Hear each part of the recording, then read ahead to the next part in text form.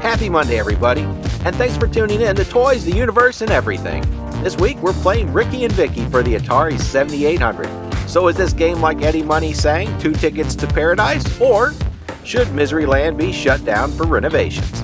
Well, like, subscribe to the channel, hit that notification bell, and let's play 512 kilobytes of awesome and 256K of musical awesome that is the most fiendishly fun co-op puzzle platform action game on the Atari 7800 Pro system. Say that 5 times fast.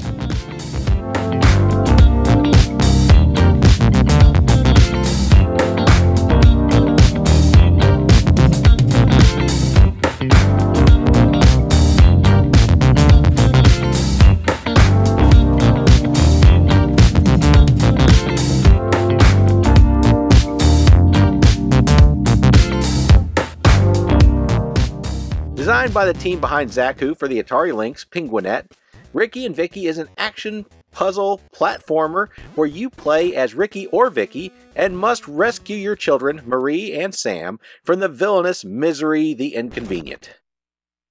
He has dragged them to the center of the earth and you must follow. You don't have to go it alone at least, as player 2 can join you as the other half of the Fox parent team. The puzzles change depending on whether or not you play with a friend or alone, as do the boss fights.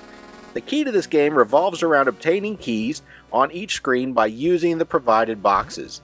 Boxes can be slammed into walls and ceilings as a step or to block enemies and projectiles. They can also be used to destroy enemies, but be careful, boxes will be destroyed when they are used as a weapon. Both players in a co-op game share a life pool, and there is no health bar or shields. One hit and you die. Each world introduces new mechanics such as switches that can be triggered by the boxes, teleport bubbles, tubes that transport the boxes, and flames that boxes can snuff out. Boss fights are pattern-based and require the player to obtain boxes to use as ammo against the bosses. As with the rest of the game, death comes quickly. Players will quickly become familiar with Dut, the salesman below ground.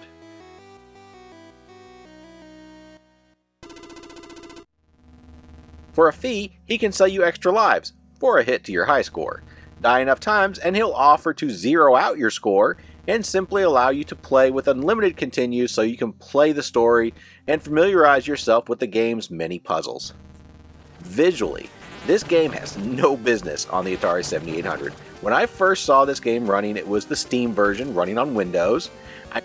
I knew they were putting this out on the Atari 7800 as well, and thought there is no way that is what it will look like on the Atari 7800. Well, that is what it looks like on the Atari 7800. This is every bit as charming and impressive as any of the modern retro-looking games that are out there for modern platforms. Shovel Knight and Capcom's modern Mega Man sequels come immediately to mind. The way the team maximized the available color usage for such a stellar effect and the brilliant character design deserve to be appreciated by as large an audience as possible. The bosses are huge and imaginative. I didn't mind getting my rear kicked over and over again, as I was just happy looking at the stylish, yes I said stylish, in reference to an Atari 7800 game, boss designs. The Ghost Cat, Humbug Squid, and the Misery Dragon himself are simply a marvel to look at. Even the game's cinemas are stunning and really help drag me into the story of the game. This game has personality from title screen to the ending. This is what the 7800 could have been back in the day if Atari had kidnapped the best devs from Konami, Capcom, and Sega and forced them to make an Atari game. The sound. I will say, 7800s do not sound like that. Next to the Mega Man series, this game has some of the best tunes I have ever heard from an 8-bit console. I know there's a custom microcontroller the team refers to as the Bup Chip that handles the audio duties for this game.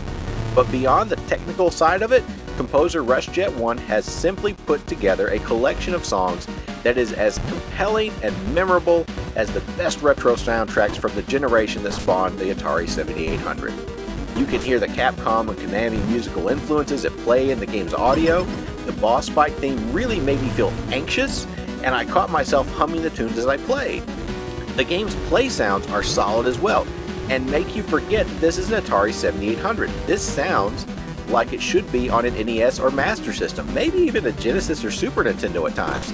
It is simply astounding. On a side note, be aware that you can adjust the pot on the inside of your cartridge to turn up the game's sound if you need to, and also adjust the sound using the left difficulty switch. The more you know, kids. I don't know what you're currently using to play your 7800.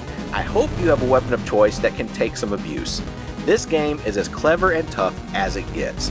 The single player campaign took me right at 5 hours to complete, with the Ghost Cat boss and the Misery Dragon siphoning most of that time in retry attempts. Each level is devilishly clever in its own way, and since it is built around one-hit deaths, you will become very familiar with each one. The controls in this game are every bit as polished as classics like DuckTales, Mega Man, Bubble Bobble. That doesn't mean you won't die a lot. You will. This game is tough, but fair. Bosses do have patterns, and levels do have solutions. Some are apparent, and some will have you howling bloody murder into the night sky before you figure them out.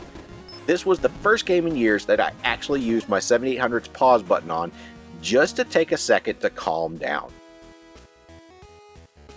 The co-op mode is simply one of the best multiplayer experiences I have had in years. The hard part will be finding a partner that is up to the job. My son and I did manage to get to the sand zone in about an hour. That's the second level. We died fighting the drill bat, I don't know how many times, but we had a blast. I started screaming in my best Mark Hamill Empire Strikes Back voice every time we died. No, that's not true. That's impossible. He was smiling. My impression was bad. We were having a great time. Playing co-op was so gratifying that each level was a memorable experience. Some levels will test your friendships, especially if you're going for a high score rather than just a story finish. So, do you need Rikki and Vikki in your Atari 7800 collection? Folks have and will make the Chip 'n Dale Rescue Rangers comparison, but this felt more to me like a co-op version of Donkey Kong 94, if you can imagine such a thing.